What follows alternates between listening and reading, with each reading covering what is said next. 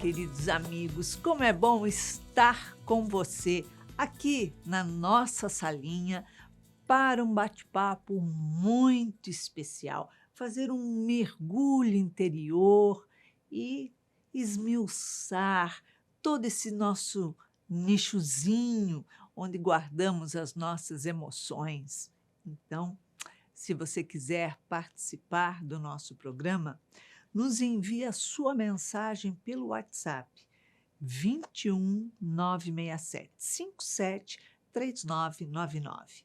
E quem sabe no próximo sábado, às 19 horas, aqui na TV Mundo Maior, estaremos juntinhos reconstruindo as suas emoções.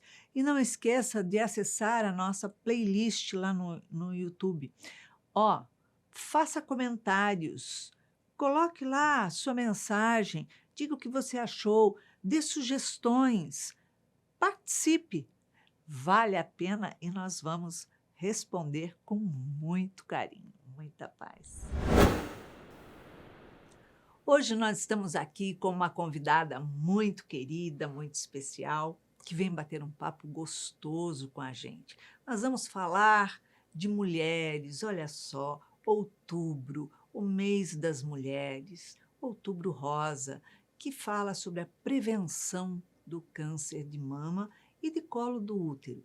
Então, nós estamos com a convidada aqui, Daniela Oscar Branco. Ela esteve durante 12 anos à frente de uma instituição dedicada a estudar pessoas com a doença, participando de muitos congressos aqui no Brasil e também no exterior, e vivendo bem de perto o dia a dia das experiências dessas mulheres, sempre focando na doença como um todo e dando o apoio necessário, compartilhando com outras instituições e aprendendo com diversos profissionais da área, não somente os oncologistas, mas mastologista, fisioterapeutas, nutricionistas e profissionais que têm o cuidado paliativo. Então, seja bem-vinda aqui ao Reconstruindo Emoções. Estamos aqui mais um ano, né, gente, falando sobre Outubro Rosa. Tem uma questão importante que a maioria das pessoas não sabe. O câncer de mama ele não é só feminino. O câncer de mama, apesar de ser muito mais raro e muito menor incidência, ele também é masculino. Alguns homens têm câncer de mama.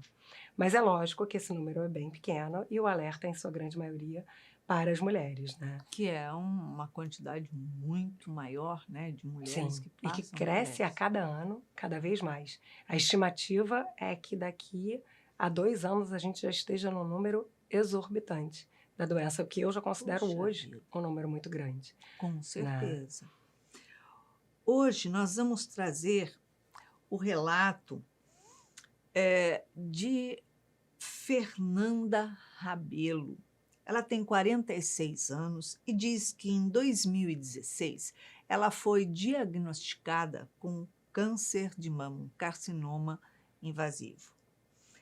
Diz que cresceu muito rápido, foram 6 centímetros e havia comprometido os linfonodos auxiliares.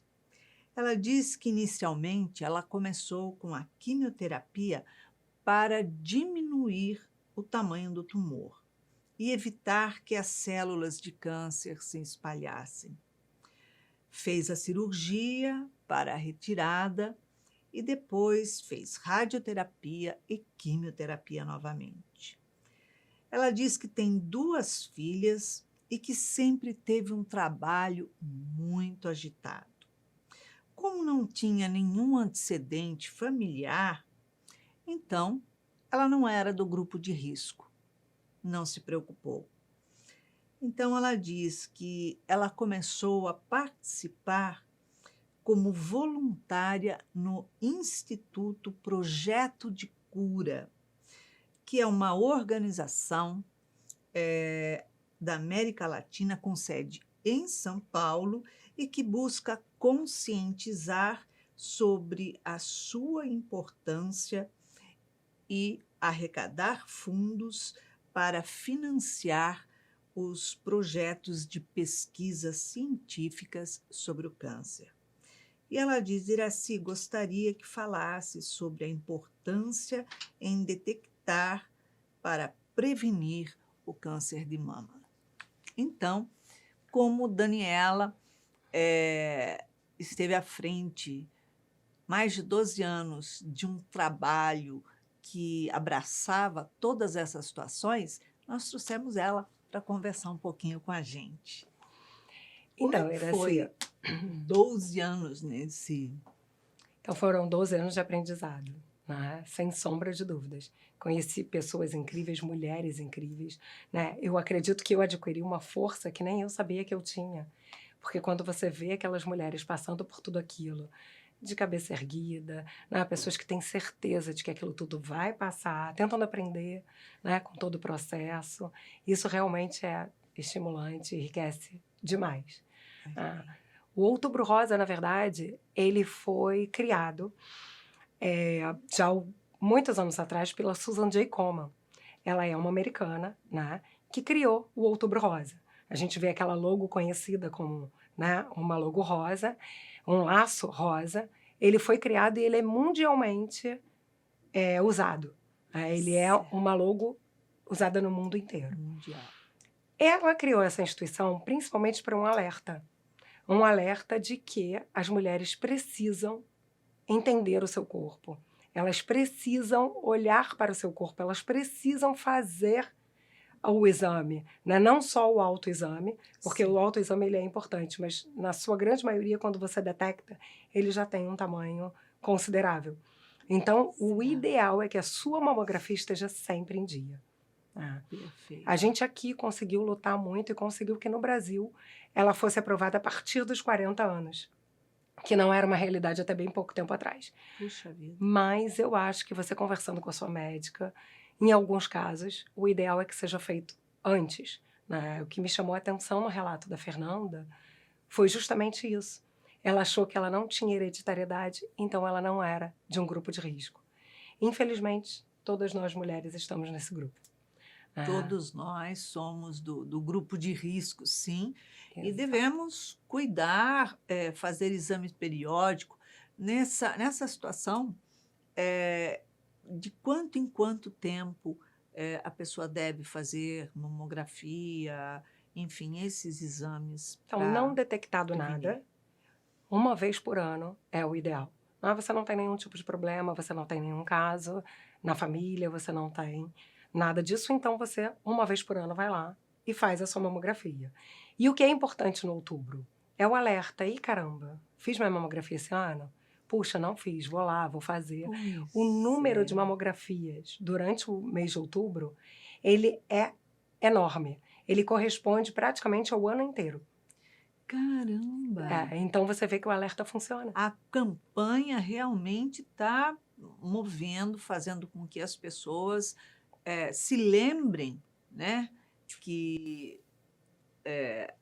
elas têm um par de seios lindos, maravilhosos, que compõem o seu corpo, que não é só estético, né, e que precisa ser cuidado com muito amor, com muito carinho. Sim, Né? sim, exatamente. E a gente precisa estar sempre alerta. E quando eu falo da questão da hereditariedade, hoje, menos de 10% das pessoas que realmente têm o câncer de mama têm algum caso na família. Então, a questão é essa, vocês têm que estar sempre alerta e não deixar. Fez 40 anos, você faz todo ano. Conversa com seu médico. Eu comecei a fazer antes disso. Eu comecei a fazer com 35, né? E acho que é uma idade importante. Conheço casos de meninas com 20 e poucos anos que tiveram câncer de mama com 30 e poucos anos. Sim. Né? Se a gente faz um cálculo ali, a Fernanda teve um pouco antes dos 40. Né? Então, eu acho importante que a gente tenha sempre o alerta ligado e que faça sempre o seu exame. Porque no autoexame é muito difícil, a gente tem uma mama muito densa. Como você detectar um caroço? Muitas vezes mínimo. É muito difícil. E a nossa sensibilidade, a nossa percepção para detectar um carocinho, às vezes não é nada, você fala assim: "Ah, é uma veinha, um não sei o quê, sei lá o quê", mas que pode significar muita coisa. E a gente não tem a sensibilidade de um médico de conhecer apalpando para Sim, dizer, né. Eu pelo menos, eu me coloco completamente alienada. Eu prefiro ir fazer exame sim. do que E do é o que certo. ficar apalpando, fazendo exames, autoexame, pronto, falo: "Tá, e aí? Pronto, tô ótima, linda, maravilhosa", e aí você estava, mas não É sabia. importante, durante o ano, você faz de vez em quando, mas não deixa de fazer a sua mamografia anual, porque principalmente um tumor muito pequeno, ele não dói, ele não está ali espremendo órgão nenhum, ele não dói. Então você não Então, tem como detectar isso, né, é quando muito mais percebe, difícil. ele já está, ali enraizado Sim, e sua enfim. grande maioria, a não ser que ele esteja muito na borda, algo assim, mas sua grande maioria, quando você detecta, ele já está num tamanho considerável. O fato de, hoje em dia, as mulheres, a grande maioria das mulheres, utilizam próteses de silicone, né. Isso veio contribuir a ampliar mais ou a despertar mais para fazer exames, enfim.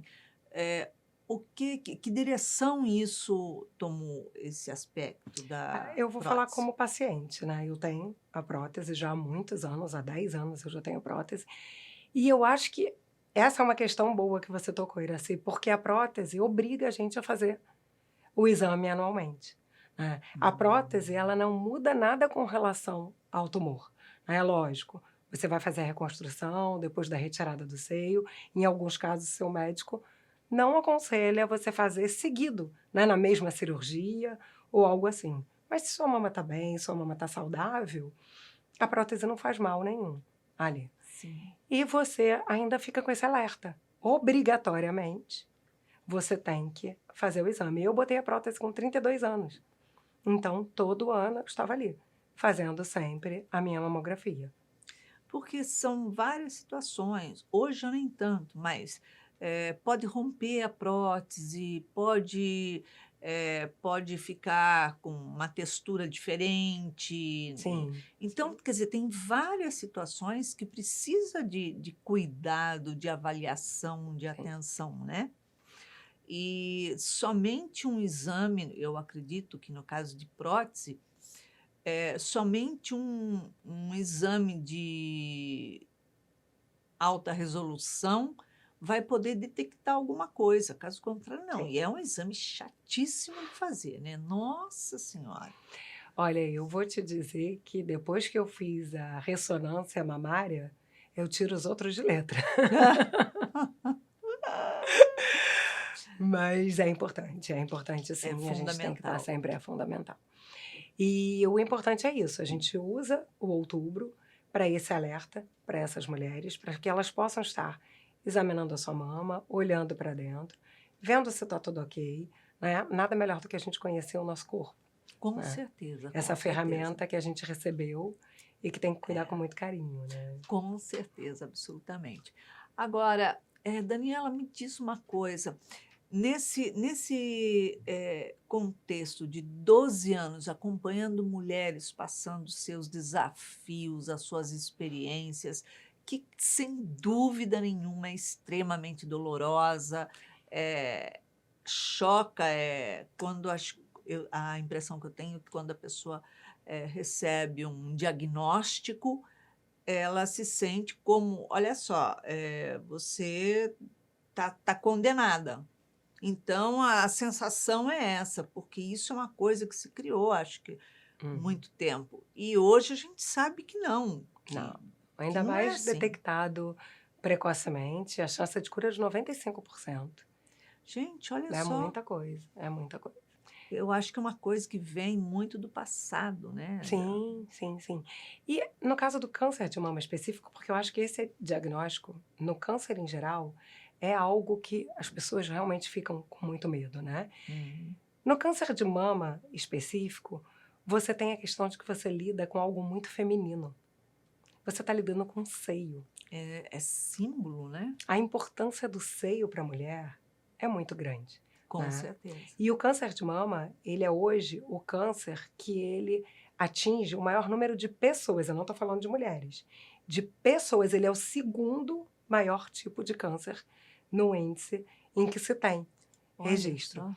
Então você vê que o número de mulheres é muito alto. Com Né? certeza. E aí junto disso vem a perda do cabelo, que é outro símbolo para a mulher que a gente, né, acha que é o nosso retrato, né, ali a gente É a chega, moldura a do moldura, rosto, né?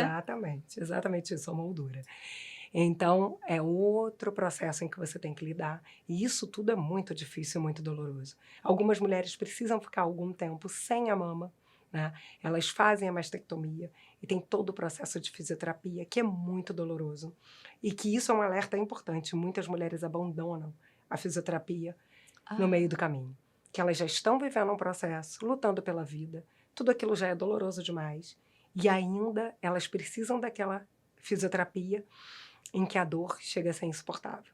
Mas a fisioterapia, ela é o que faz com que você depois não perca o movimento do seu braço, que você não tenha atrofias seríssimas. Então é importante, é doloroso, é difícil, mas faz parte do processo. Se você quer voltar realmente a mexer os seus braços livremente, se você quer voltar a poder pegar alguma coisa, abraçar o seu filho de uma forma natural, é importante manter essa fisioterapia. E geralmente ela dura quanto tempo, essa fisioterapia? Ela depende muito do corpo, de como o corpo da pessoa está reagindo. Ah, certo. Né? Ela não tem um padrão. Mas todos que fazem a mastectomia têm que passar. Total, sim. Tem que Total, passar. sim, porque você retira muito músculo ali, muito nervo, né? Uhum. Então, isso realmente, você passa por um processo que atrofia É um mesmo. processo muito agressivo, né, para a Sim, mulher isso. sim. Agora, quando a mulher passa por um processo desse e cai cabelo e quimioterapia, radioterapia, aquela coisa toda, como é que funciona a cabeça dela nesses momentos, nessas que é a parte mais difícil? E eu vou te dizer, Iracia, ser humano é uma caixinha de surpresas, Uhum. né? Então, eu conheci mulheres que lutaram pela vida até o fim, mesmo sabendo que elas não tinham mais nenhum tipo de chance, mas que foram até o fim felizes, rindo, brincando, viajando. E existem mulheres que, às vezes, com um problema muito menor, não conseguiram lidar com essa situação, né? Se viram realmente presas à doença, vítimas daquela doença e não conseguiram entender que o corpo dela não é feito só de mama, né? Que não conseguiram entender que a vida delas vai além de tudo aquilo. É muito mais do que um cabelo, é muito mais do que um seio, né? Sim, Que tem muito mais que isso. Não estou dizendo que não seja difícil. Eu não consigo claro, nem imaginar o que seja passar por isso, né? com certeza. Mas você vê pessoas lidando de diversas formas. Tenho casos, assim, incríveis que aprendi muito com todos eles, como também aprendi bastante Claro. com essas pessoas que em dificuldade, que não conseguiam realmente dar um passo além de tudo. Aquilo que estava se passando, os familiares também. Sofre a família inteira, né, Iracia? Todo mundo, né? É bem difícil. E a família geralmente apoia, participa ou simplesmente vai levar, buscar e como é que funciona isso? Então, eu antigamente tinha uma questão que eu achava que quanto menos condição financeira você tinha, menos você conseguia esse apoio familiar, porque as pessoas tinham muito medo, né? E talvez essa coisa de você não ter o entendimento fazia com que essas pessoas tivessem mais medo e se afastassem. Hoje eu percebi que isso era um preconceito bobo e que, na verdade, isso também é uma questão que cada família leva de um jeito. Né? Você vê pessoas da família sofrendo horrores, mas que na frente do paciente estão rindo, que estão ali com ele, que estão levando exames, que estão... E que depois, quando vira as costas, olha para você e diz, pelo amor de Deus, me ajuda. Eu não sei o que eu vou fazer, eu não sei viver sem ela, eu não sei... E muitas vezes aquela pessoa não estava nem realmente com risco de vida naquele momento, mas o medo. O medo é algo que trava a gente. Trava, né? Em todos os sentidos. E eu chego a dizer que, em muitos casos, a família sofre mais do que o paciente. Porque tem que segurar toda aquela situação, aquela barra que está atravessando ali, né? Apoiar Ser E forte, não ser demonstrar. forte, essa é a parte mais difícil, É, né, porque o paciente, ele vai desabafar com você, porque sim, ele ama você, sabe que você está ali de coração, está acolhendo, mas e o familiar? sim. E a gente conhece casos, assim, de mulheres que criaram força de sair de um casamento abusivo, depois que tiveram câncer de mama, como eu já estou vivendo tudo isso, eu não preciso continuar. E dali viraram a chave, construíram a vida de uma forma muito mais leve, muito mais bonita, saíram do câncer de mama transformadas, né? Uhum. A doença veio realmente como um aprendizado, né? Que a gente sabe que sempre vem como um aprendizado se a gente souber entender todo o processo. Né? E como vejo mulheres que muitas vezes estão ali com os maridos que não apoiam, que não ajudam, se veem presas a esse casamento, mulheres em que os filhos abandonam porque não sabem lidar com toda aquela situação. Hoje, inclusive, existem alguns trabalhos feitos com as famílias. Ai, que E eu, bom. particularmente, acho que esse trabalho é um trabalho muito importante porque ele é muito mais difícil de se encontrar do que o apoio à mulher que está vivendo A tudo mulher que está aquilo. vivendo vai para um psicólogo, faz uma Sim. terapia, tem todo um apoio, uma sustentação. Mas aquele que está ali para dar força, para sustentar, apoiar e se mostrar forte, para cima e vamos em frente, não sei o quê, onde ele se apoia? E sem contar que muitas vezes ele é obrigado até a abandonar parte do emprego dele. Ele precisa daquele emprego porque ele precisa ajudar no sustento, mas ele quer estar ao lado por conta da quimioterapia, são horas de quimioterapia que a pessoa passa. Tem pessoas que fazem quimioterapia todos os dias. E Nossa. aí, para você apoiar esse paciente, né, para você estar ao lado dele?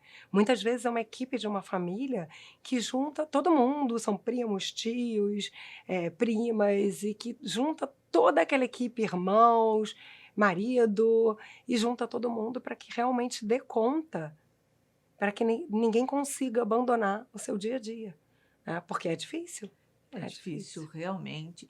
Geralmente, quanto tempo a fisioterapia dura? Desculpe, fisioterapia não, a quimioterapia dura nesses casos, que são Então, casos Iraci, o que graves. poucas pessoas sabem é que existem muitos tipos de tumores. Muitos tipos de câncer de mama. O câncer de mama, ele não tem só um único tipo. Então, todo o processo de tratamento depende do tipo de câncer que você tem. Certo. Então, você não. Todo o processo de como seu corpo está reagindo também tem isso. Às vezes, duas pessoas têm o mesmo tipo e elas seguem o protocolo, mas o organismo de uma reage de um jeito e o organismo de outra de uma outra forma, né? Hoje em dia, mundialmente, já se sabe que o ideal seria que cada protocolo fosse feito para cada pessoa. Mas isso é humanamente impossível, né? A gente É. sabe que não tem como. Então, é seguido um protocolo que ele vai indo de acordo com a reação do corpo daquela pessoa. Quando a pessoa é diagnosticada e que ela recebe a primeira notícia ali, como é que funciona isso? Ela é encaminhada para uma terapia? Tem grupo de apoio? Então, a gente tem aí o diferencial da rede pública e da Uhum. rede particular, né? Sim. E vamos dizer até, eu chego a dizer que dependendo da rede particular, você ainda tem, né, um outro caminho. Eu vou te explicar o caminho ideal, que deveria ser o caminho que todo mundo tem, né? Hoje em dia você vê algumas instituições fazendo trabalho até com assistentes sociais para acompanhar essas pessoas, né? Tem um trabalho muito bonito que ele é feito, em que você tira a pessoa, você acompanha ela, você está ali, você está sempre ligando, está perguntando porque a pessoa tem medo. Ela tem medo de fazer o exame e às vezes ela não tem esse monte de gente atrás dela. Ou às vezes ela foi lá no hospital, ela foi no médico, ela descobriu a doença sozinha e ela não quer contar para ninguém. Porque ela botou na cabeça dela que ela vai morrer, ou ela botou na cabeça dela que aquilo não é dela, que aquilo não está ali, então ela não vai enfrentar. Então tudo isso é um processo. Mas o processo ideal é que realmente, já no início, você tenha o apoio psicológico, né, junto com o Uhum. seu oncologista, com o seu mastologista, e que você vá traçar esse caminho de como você vai seguir com o câncer de mama, né? Existe a questão da metástase, que isso já é um pós, já é uma outra coisa, que também já tem um protocolo diferente.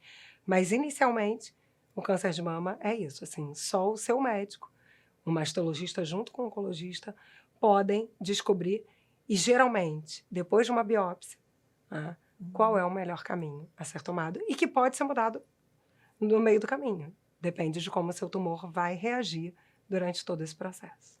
Agora, esses grupos de apoio, eles são, a maioria deles, públicos ou eles são grupos de apoios, pessoas que passaram por situações, enfim, e ali se reúnem e fazem aquele trabalho? Como é que funciona isso? Então, hoje a gente sabe que existem algumas instituições, né, de apoio ao câncer de mama no Brasil inteiro. E o que eu acho mais interessante disso é que dentro dessas instituições, né, você tem todo o apoio ali da instituição. Algumas oferecem um apoio psicológico, né? Algumas oferecem a peruca, porque para a mulher é muito importante você sair na rua e não ser vista como uma pessoa doente. Então, tem mulheres que lidam super bem com a carequinha, mas mesmo essas mulheres têm dias que não estão afim de sair na rua e, poxa, hoje eu não quero que ninguém me olhe como se eu estivesse doente. Hoje eu quero ser saudável. E aí elas usam a peruca. Existe o apoio também de outros pacientes, né? E o que eu acho mais bonito nisso é que ali se criam laços em que elas continuam fora da instituição. Então eu vejo muitas mulheres que se apoiam ali do lado de fora e que saem juntas e que dividem a vida, né? E que se comunicam diariamente, uma apoia a outra e elas criam grupos, criam laços que, independente do apoio que elas possam ter numa instituição, seja ela não governamental, seja ela alguma coisa do governo, mas independente dali, elas se apoiam e elas criam laços que são inquebráveis. É muito bonito o trabalho feito por elas mesmas. Olha que bacana. E dentro desses trabalhos, tem trabalhos práticos, terapêuticos, tipo dança, tipo arte, como que é isso? Sim, sim. Na instituição que eu trabalhava, a gente procurava diversificar isso, né? A gente tinha, uma vez por mês, uma festa em que reunia todas essas pessoas e durante essa festa era apresentado isso, né? Aulas de dança, eram apresentadas aulas de artesanato, muitas vezes para desenvolver alguma coisa, mas o mais importante é que também, ao longo do mês, essas mulheres podiam se encontrar ali, existiam outros tipos de trabalhos feitos ali dentro, né? E que as mulheres realmente podiam seguir com esse processo. E eu vou te dizer que para elas o mais importante do que você estar ali fazendo algo manual ou dançando com seu corpo, era de você se reconhecer no meio de pessoas que vivem o mesmo problema que você. É pensar, eu não estou sozinha. Se ela saiu dessa doença, eu também vou conseguir. Se ela teve força, eu também vou. E essas mulheres, inclusive, vão a centros de quimioterapia e ficam ali, e dão apoio, e conversam, e explicam, olha, eu já passei por isso. Eu sei o quanto é difícil. Eu sei que você está enjoada. Eu sei que tem dias que você quer desistir. Eu sei. E ficam ali, batem papos, e passam, às vezes, aquelas, muitas vezes, 6 horas de quimioterapia ali, ao lado, Nossa, conversando e explicando, e falando, e você, como eu, vai passar por isso. E você vai ver que foi uma fase da sua vida. E depois vai tudo ficar bem. Então, isso eu acho que é incrível. Você ter a certeza de que muitas mulheres passaram por aquilo e muitas mulheres conseguiram superar. Eu acredito que isso te deu uma força quando você acha que não tem mais. No caso de reconstrução da mama, como que funciona na cabeça delas, no psicológico, no emocional, esteticamente? Como é que elas se sentem? Como é que funciona isso? Então, 90%, 99%, chegou a dizer delas, pelos relatos em que eu ouvi, já chegam no seu médico pedindo para que a reconstrução seja feita na mesma cirurgia. Mas isso nem sempre é possível. Algumas vezes o médico até acha que vai ser possível e quando abre, descobre que não. Né? Hoje em dia se usa um expansor para que aquilo, você não perca aquele espaço da mama, para que a sua pele ela não tenha uma aderência e Que aí aquele interessante. espaço fica ali preservado para que você possa depois colocar a sua mama. O expansor não é uma mama, ele não fica com aquele formato perfeito, né? Mas ele já te ajuda um pouco nesse processo. Mas existem médicos que optam por não usar o expansor. Eu acredito que hoje esse número é realmente muito pequeno. E existem mulheres que realmente conseguem, já naquela cirurgia, sair dali com a mama delas como se nunca tivessem tido câncer. Lógico, depois vem um outro processo. Mas, pelo menos, visualmente, você tá ali com uma mama, muitas vezes, até mais bonita do que você entrou, né? Toda Com durinha, certeza, toda... no lugar, tudo, com Então, certeza. mas não são todos os casos, não são. E muitas mulheres têm um baque muito grande de se olhar no espelho. Conheço algumas mulheres que ficam muitos anos sem se olhar no espelho por não se reconhecerem sem a mama. A dificuldade de ir a uma praia, a dificuldade... Algumas existem próteses que elas são externas, né? Algumas de silicone. Existem instituições que fazem de alpiste, que fazem vários tipos de enchimento para que essas mulheres possam botar no sutiã. As mulheres que não têm, muitas vezes, o acesso, apesar da reconstrução ela ser garantida por lei, mas a gente sabe que, infelizmente, aqui no nosso país é difícil você conseguir, né? E algumas vezes ela não botou o expansor e ela tá ali com aquele seio afundado. Então ela usa e muitas instituições distribuem esse tipo de prótese. E aí para essas mulheres que querem botar um biquíni, para essas mulheres que querem botar uma roupa, né? E estar ali. Muitas mulheres não conseguem mais ter relações com os maridos sem tirar a roupa.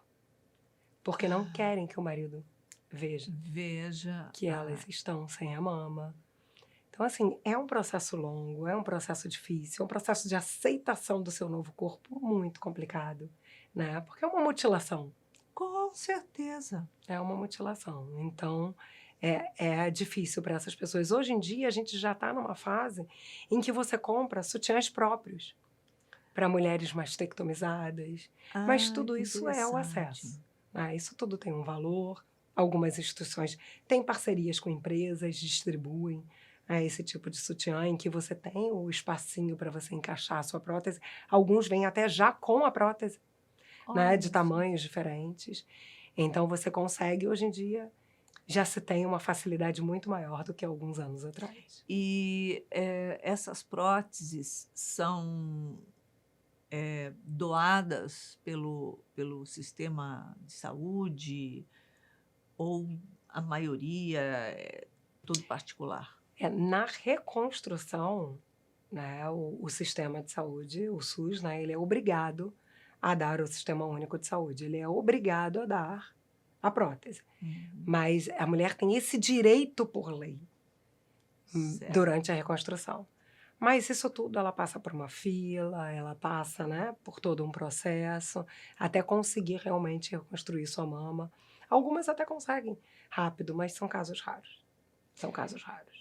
E no caso de passar por reconstruções, enfim, de passar por todo esse processo, ela precisa estar fazendo uma terapia, estar fazendo um tratamento, ou já liberada do tratamento para depois passar por uma cirurgia dessa?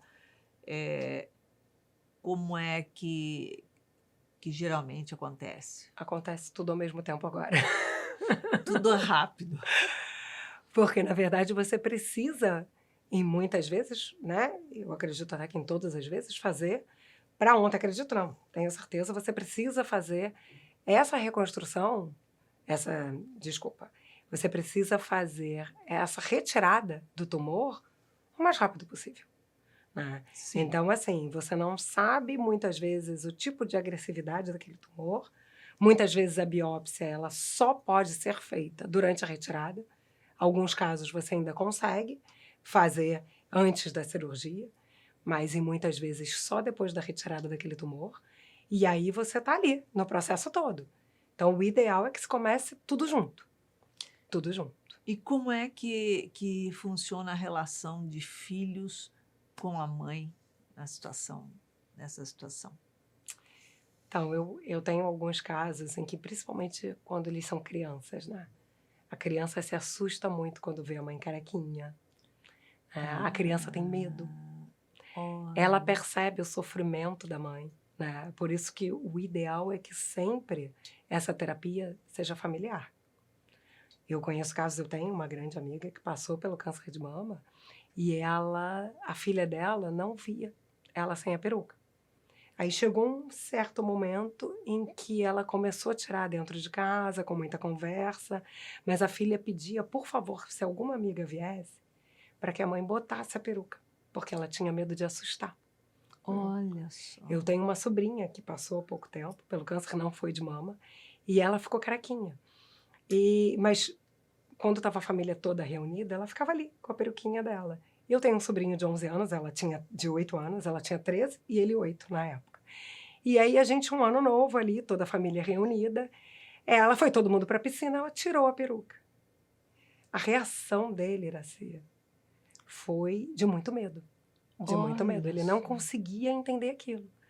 E aí eu tentei, como lidava muito com aquilo, achei que eu sabia tudo, né? Fui lá, É. tentei, sentei, conversei com ele, ele olhava para minha cara como quem dissesse assim, o que você está falando? Nossa. E aí nisso, essa minha sobrinha de 13 falou assim, Dinda Dani, acalma, eu vou conversar com o B. E ela sentou, e ela acolheu ele, e ela explicou tintim por tintim. E ela falou, eu tô bem, eu não vou morrer. Mas a Mari passou por isso, por aquilo, e ela conseguiu fazer com que ele entendesse. No final, ele já estava passando a mão na careca dela e achando aquilo tudo maravilhoso. Ai, graças a Deus, a As gente crianças fica se entendem, né? numa expectativa, né? Sim. Porque realmente é difícil superar uma situação dessa. E no caso, quando é o homem que tem o câncer de mama? O homem, para ele, a mama não tem o mesmo sentido que para a mulher, né? Sim, é verdade. Então, eu já vi, alguns casos são raros. Conheço, inclusive, uma mastologista, que o pai é mastologista e ele teve câncer de mama. Olha que Então, interessante. assim, ela conseguiu lidar com aquilo e ele também, de uma forma mais natural. Mas para o homem, a retirada do seio é muito mais fácil. Eu acredito que o homem lide ali como ele lida com qualquer outro tipo de câncer.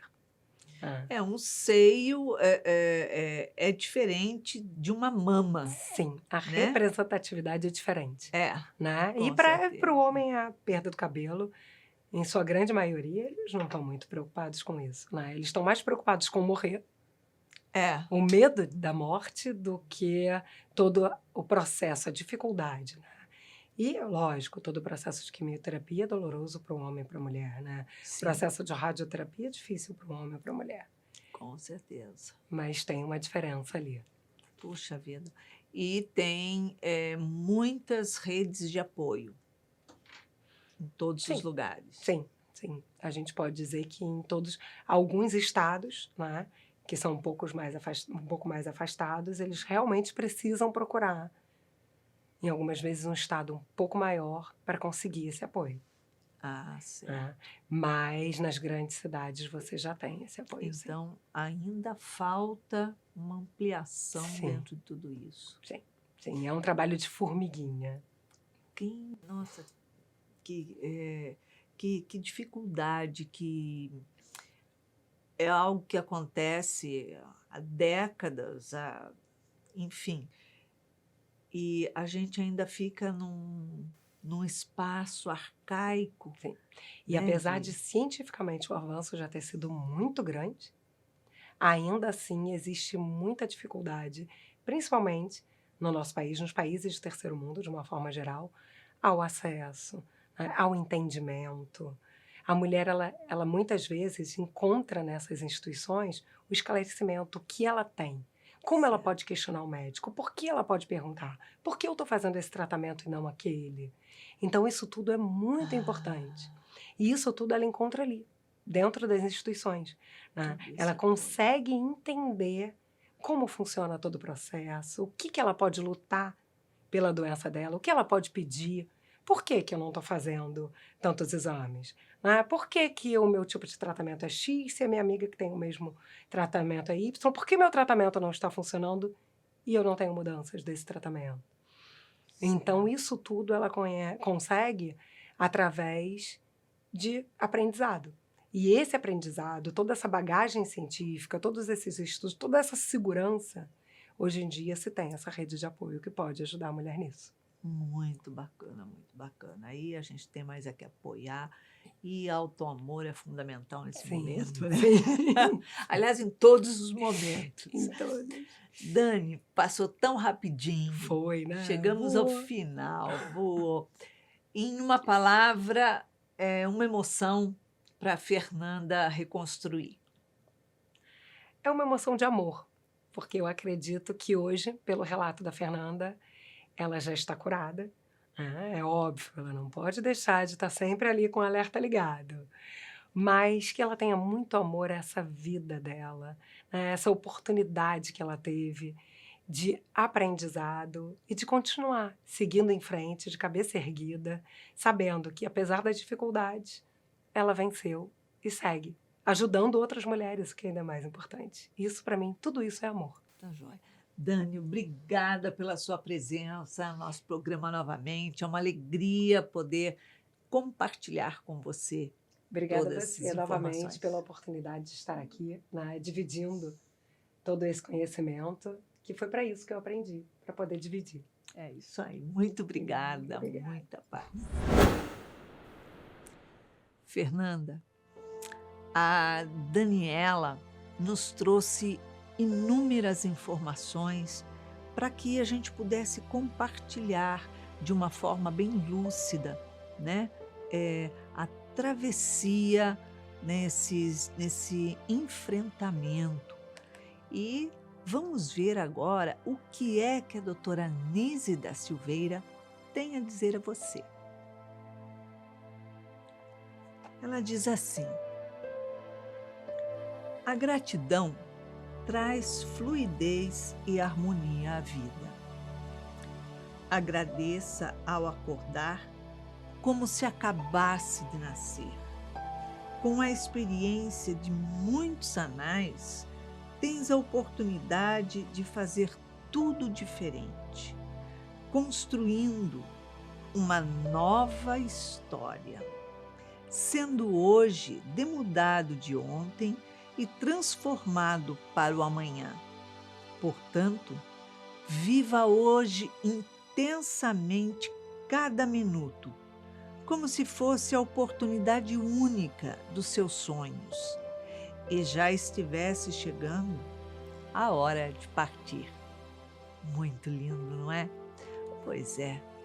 Então, viver intensamente, acreditar na vida, aproveitar todos os momentos para ressignificar.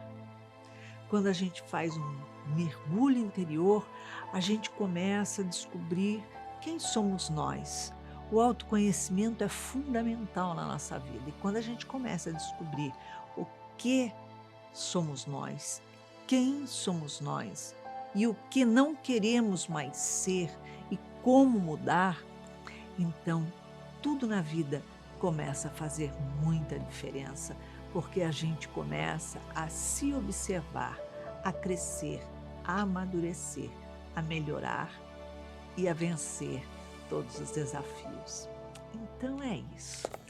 Para que você tenha uma semana de muita paz, muita luz, muita alegria, deixamos aqui um beijinho super carinhoso para você e não esqueça de acessar lá na nossa playlist no YouTube os inúmeros temas que temos desse programa. Tem coisas com certeza interessantíssimas. Então, sábado, às 19 horas, aqui na TV Mundo Maior, juntos reconstruindo as suas missões.